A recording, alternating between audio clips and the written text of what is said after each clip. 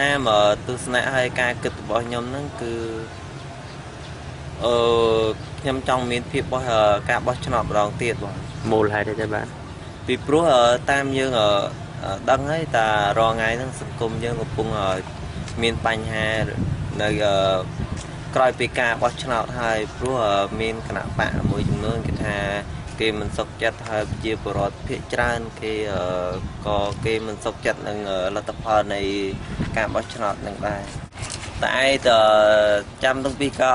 គឺតាំងដើម្បីផ្លាយកើទៅហើយ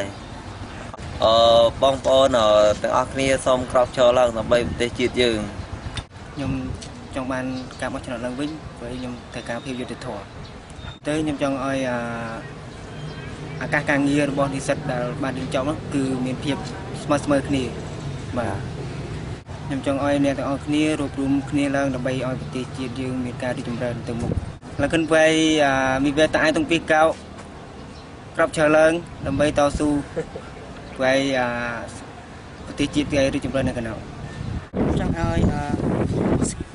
សង្គមខ្មែរឥស្លាមចឹងមានការរីកចម្រើនឲ្យនិស្សិតយើងពីច្រើននិស្សិតឥស្លាមក៏មិនសូវបានមករៀនពីច្រើនចឹងយើងចង់ឲ្យគាត់ពីច្រើនមករៀនទៅតាមបណ្ណាសាកលវិទ្យាល័យនៅកម្ពុជានៅភ្នំពេញហ្នឹងដើម្បីឲ្យនិស្សិតយើងនិស្សិតឥស្លាមយើងវាមានអ្នកបញ្ញវន្តច្រើនខាងសាសនាឥស្លាមចឹងឲ្យសង្គមយើងទទួលស្គាល់បានច្រើនថាឥស្លាមយើងក៏មានអ្នកចេះច្រើនដែរក្នុងស្ថានភាពក្នុងស្រុកប្រទេសខ្មែរបច្ចុប្បន្នហ្នឹងគឺខ្ញុំមានតែអំពាវនាវសូមឲ្យពលរដ្ឋទាំងអស់គឺគួរតែរួមសហការសាមគ្គីគ្នាទាំងអស់គ្នាមិនត្រូវ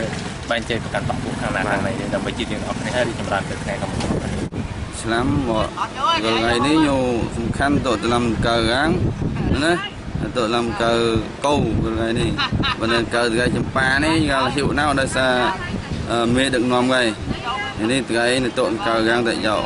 លំយុពើដើម្បីរបៀបរបបតៃកើងាក់បើក្ដេះដែលហៅសម្ពរណាពីកោនេះជាទស្សនៈរបស់លិននេះជាទស្សនៈរបស់ខ្ញុំគឺចិត្តខ្មែរឥស្លាមវាមាននគរចម្ប៉ាបាត់បង់ទៅហើយអញ្ចឹងណាអញ្ចឹងយើងខ្ញុំទាំងអស់គ្នាខ្មែរឥស្លាមរស់នៅក្នុងប្រទេសខ្មែរយើងធ្វើអ្វីក៏ដោយគឺសំខាន់ផុតគឺយើងចេះរួមគ្នា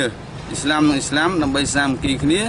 ដើម្បីកសាងនៅក្នុងយើងនៅក្នុងប្រទេសខ្មែរក៏ដោយណាទោះបីយើងអត់ប្រទេសយើងក៏នៅប្រទេសខ្មែរក៏សម្ដេចសៀនុក៏ចាត់ទុកយើងជាខ្មែរឥស្លាមដែរ